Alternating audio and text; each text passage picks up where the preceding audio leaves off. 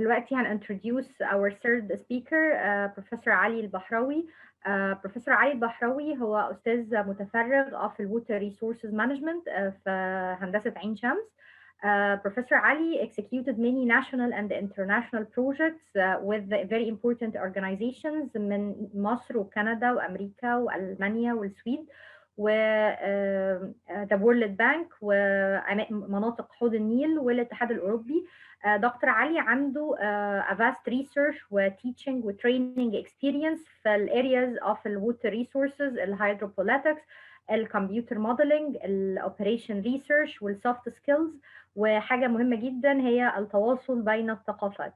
دكتور علي النهاردة هيدينا talk about the importance of infographics as a way of communication. Thank you, Dr. Ali, for joining us, and please start the talk. Thank you.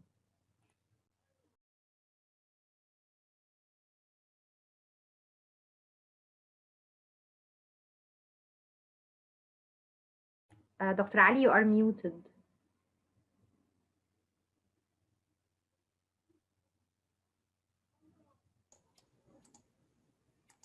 Can you hear me now? تمام يا دكتور. I'm sorry. I'm just like to thank you for the introduction, and I'm very pleased to be here. The title of my presentation is Importance of Infographics as a Way of Communication. My first name is Ali Nabi El-Bahrawy. These are the subjects I'm going to cover. I'm going to speak to you, take you through a tour about the history of infographics, then make a connection between Microsoft Excel or spreadsheets and infographics, then talk about the innovative and creative ways that you can produce infographics, and then speak about the relation between newspapers and infographics. Then I will give a section about common mistakes that young people and even old people make all the time. The information graphics or infographics is a visual presentation that present information. Look at this quickly, concisely, and clearly. What is important about infographics, it improves cognition by using the human visual system's ability to see patterns and trends. In recent times, social media has spread among many people who use also their own infographics. Public transportation maps, such as those for Washington Metro and London Underground, and what you can see here, the Cairo Metro map, are well-known infographics used around the world. This section about early history starts by a lady called Florence Nightingale. She's an English social reformer and statistician and the founder of modern nursing. What she did in 1857, she used information graphics to persuade Queen Victoria to improve conditions in military hospitals. She used a coxcomb chart. What's a coxcomb chart? You are going to see right now. It's a combination of stacked bar and pie charts that depicts the number and causes of death during each month of the Crimean War. This is the beautiful graph by Nightingale that shows you in every months of the year during the war, the number of people and the causes of death. There are 3 causes of death, as you will see here. The causes of death are either from wounds, which is a color red, or from preventable diseases, which is the color here shown in gray, and black is other causes of death. And because the numbers start from the center, sometimes the pie stacked graph is overlapping, and this is why Miss Nightingale provided an explanation to show you that this red here is the boundary from other causes, and the black circles, this one and this one are when black coincides with red, and this brown here in January and February 1856 is when blue coincides with black. The reason for this line is after these 12 months, we start another month in the Crimean War in the next year, and this is why is this broken line here. Here, as another guy, he's a French civil engineer. His name is Charles Joseph Minard, and this guy is recognized for his significant contribution in the field of information graphics. As you will see, he made a graph for Napoleon's march to Moscow. In 1861, we saw the release of an influential information graphic on the subject. And he was able, in one two-dimensional sheet, to capture 4 different changing variables: the army's direction as they traveled, the location of the troops passed through, and the side of the army as troops died from hunger and wounds, and the freezing temperature they experienced. How can we see 4 variables in one chart? This is a beautiful chart of Mr. Minard, where the width of the chart of this is the number of soldiers, and every 1 millimeter represents 10,000 soldiers. They started from France here and went all the way to Russia, and these are the people going to the war. And this black line is the retreat, the withdrawal of the French army. And when they arrived back to where they started, most of them died. And this graph down there is a temperature that goes as low as 37 degrees Celsius below zero. And this was one of the reasons for the death of the French soldiers. In the 20th century, I showed you in early history 2 persons. In the 20th century, there are other 2 persons. One of them is Edward Tufte, and Edward Tufte is a pioneer in data visualization. And the New York Times called him Da Vinci of data. And he is the one who called the previous chart of Minard the best statistical graphic ever drawn. And this is me having one of the books of Mr. Edward Tufte called The Visual Display of Quantitative Information.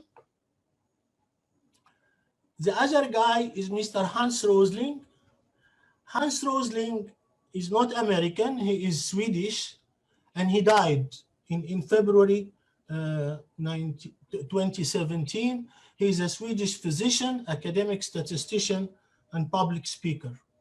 He is the founder of the Gapminder Foundation, and this is a software that you can download and use the data that you can even process it offline to do a lot of research and use his innovative moving bubble charts. This is a bubble chart where he is able to use a lot of data to have an x-axis. In this particular choice is income per person, and the vertical axis is the children per women, which is total fertility. And the colors are the different parts of the world, and the size of the circle is the population of the country. And he can move from year 1800 up to present time. Beautiful stuff. And in this video, I'm going to use 4 minutes to show you how Mr. Hans Rosling was able to tell you the story of 200 years and 200 countries in only 4 minutes.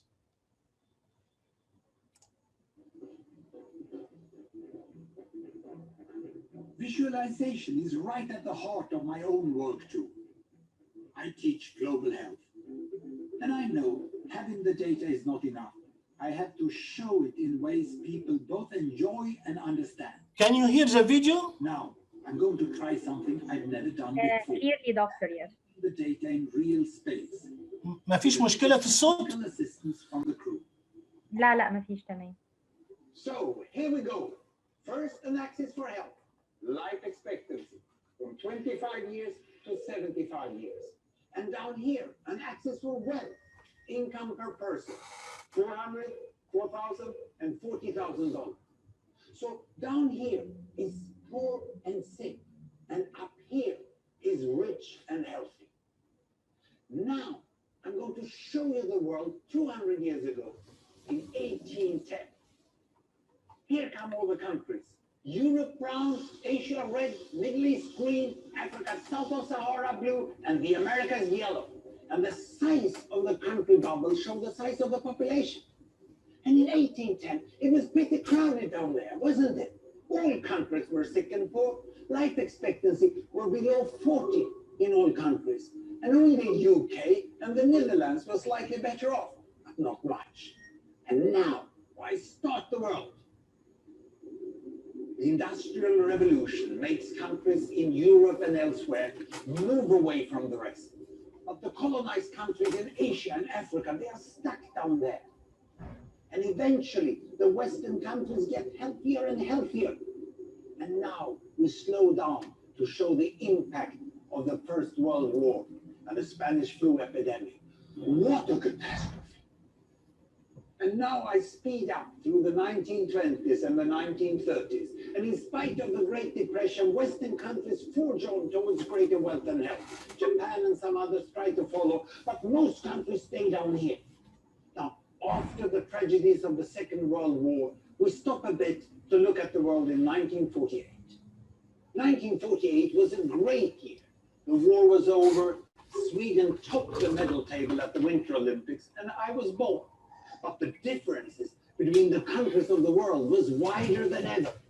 The United States was in the front, Japan was catching up, Brazil was way behind, Iran was getting a little richer from oil, but still had short lives. And the Asian giants, China, India, Pakistan, Bangladesh, and Indonesia, they were still poor and sick down here.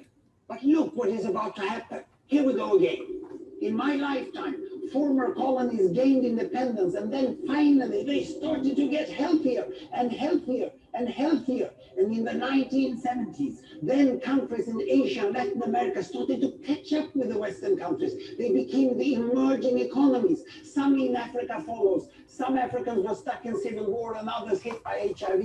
And now we can see the world today in the most up-to-date statistics.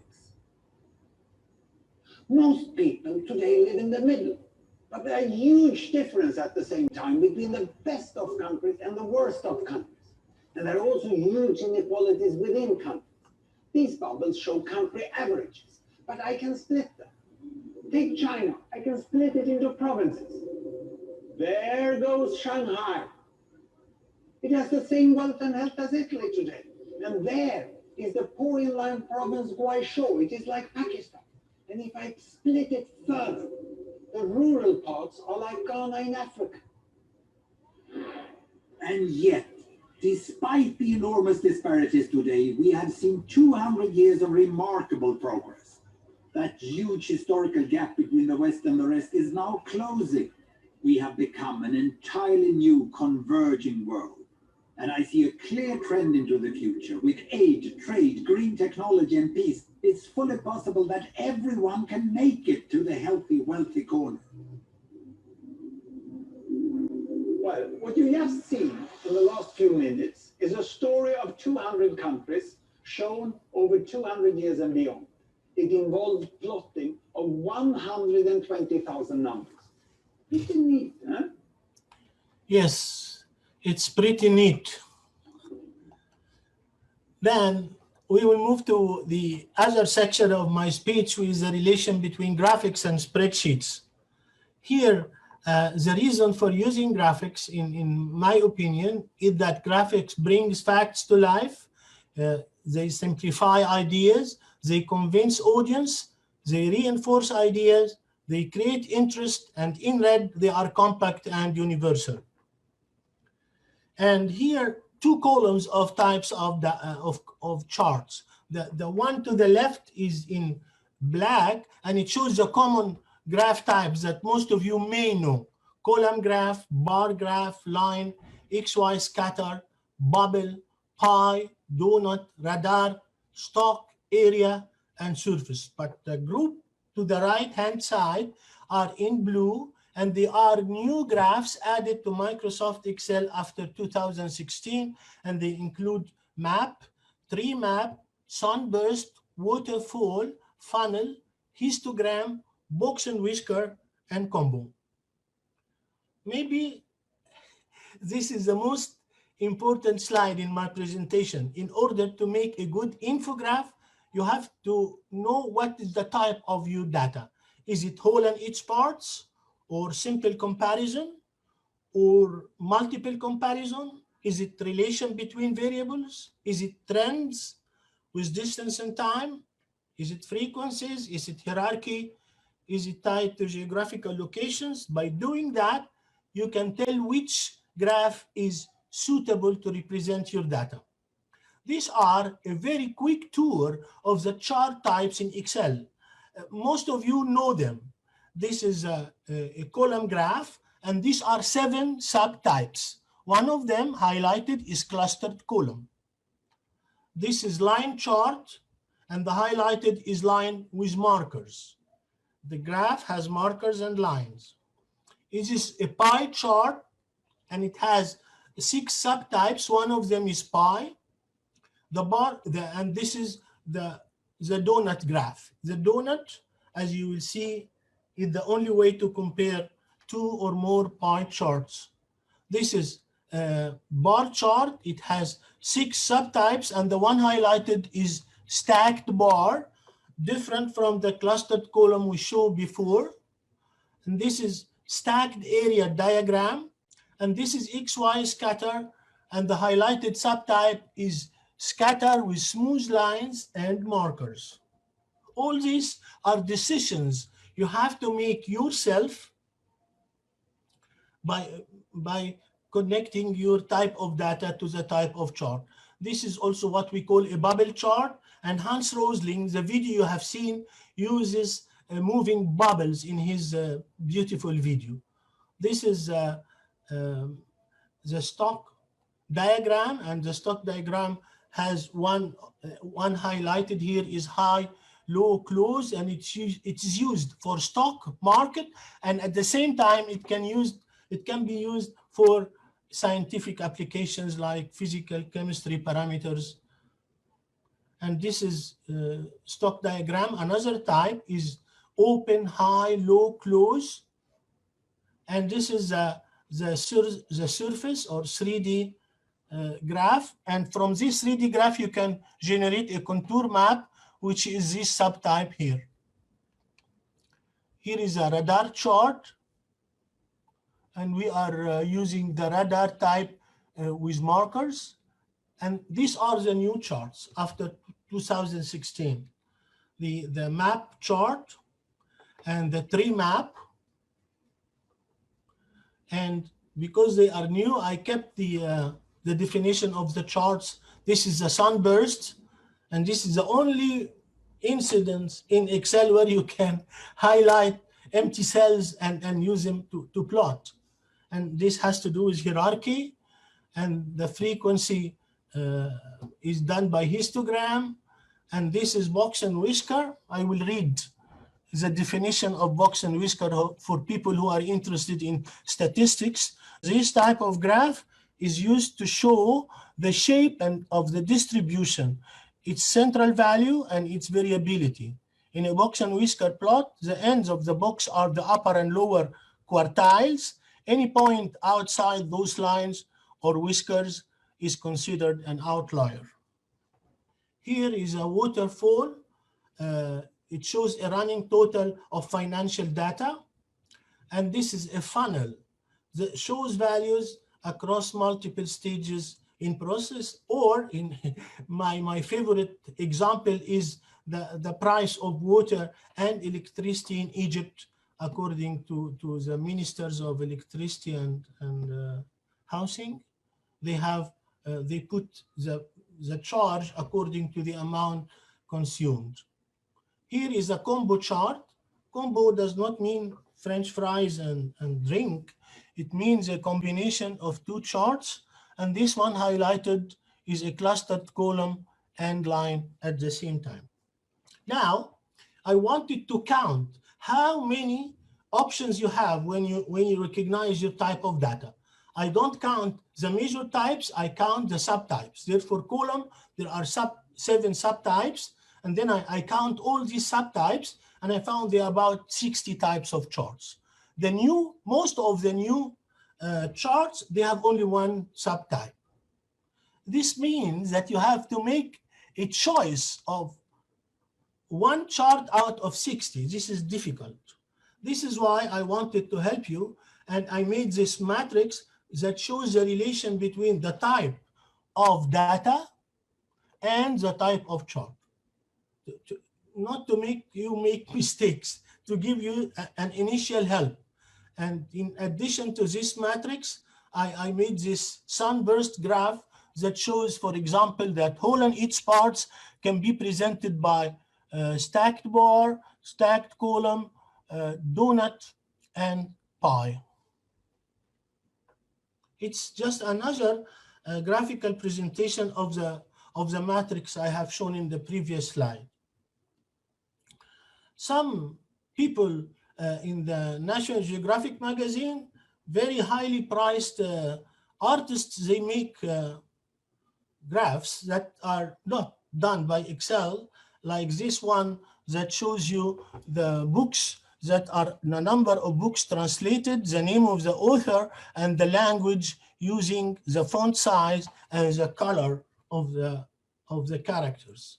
Here is another beautiful graph that shows you the spread of social media around the world and what are the countries that are using most of this social media. You can find Facebook here, and you can find other social media around the world, where each line here represents 10 million people. Here, I like to connect infographics to newspaper, because newspapers cannot work without infographics. Why? Because data visualization is completely understandable, the relation between newspaper and data visualization. And the world of information is extremely important to present information shortly, clearly, and visually attractive.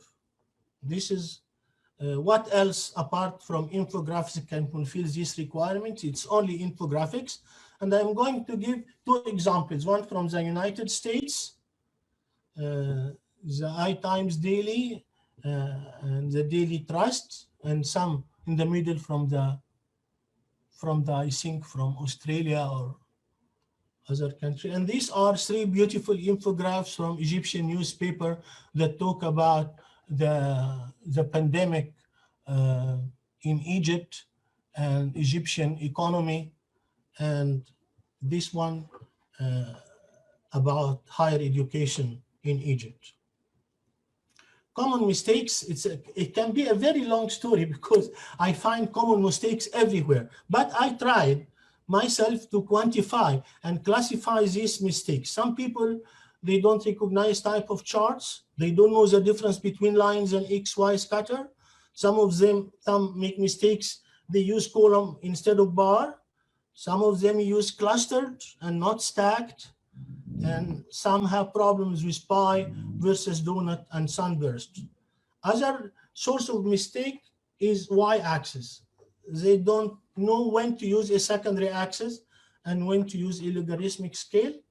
The third type of mistake I found is the trend with distance and times, and how they use or design the trend lines and the use of markers and lines. And another important issue is pivot charts. When you have huge amount of data, you have to arrange it in a database of records and fields, and you use the pivot table and choose the 4 fields where they go, and they generate a lot of interesting data that summarizes the big information shown in the table. Here I'm showing you some mistakes, and I'm going to show you how I like my solution to this. And I write here very clearly, you are encouraged to compete with me. If you have a better idea, you can beat me, I don't mind. Here is some values. This is from irrigation water user index winter seasons. He is giving here some dates. Look, October, November, December, January. Here, the distance between this time, the intervals are the same.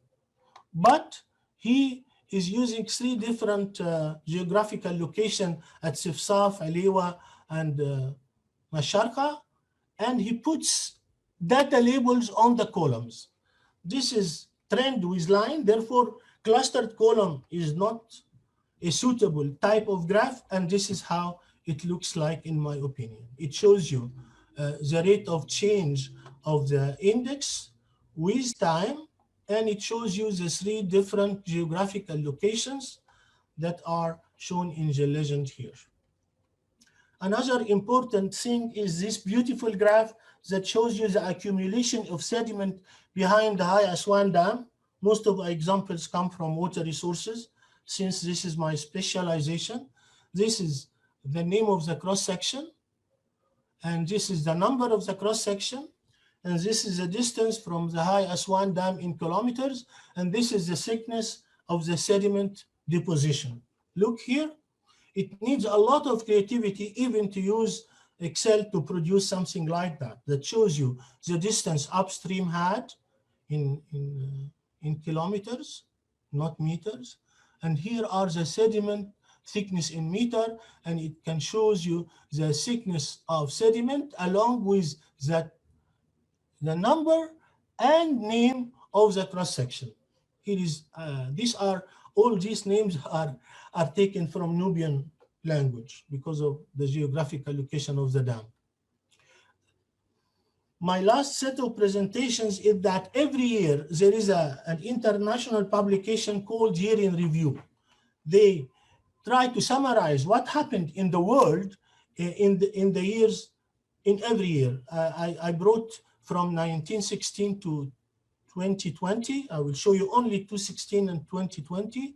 This is the 2016. There is a summary of what happened in this year between the social, political, and economic upheaval. You would be forgiven for feeling gloomy about 2016. A look at the data reveals some of the challenges we face, but also the progress we have made toward more powerful, prosperous, and sustainable future. And they give you 12 charts. This is one of them, and it talks about people living in the refugees camps. And it shows these are living in camps, and these other, and these are in different parts of the world. These are the geographical location of the World Bank. In the year 2020, it's a very, very special year. I like say that the way we pronounce 2021 is a real description of what happened to us.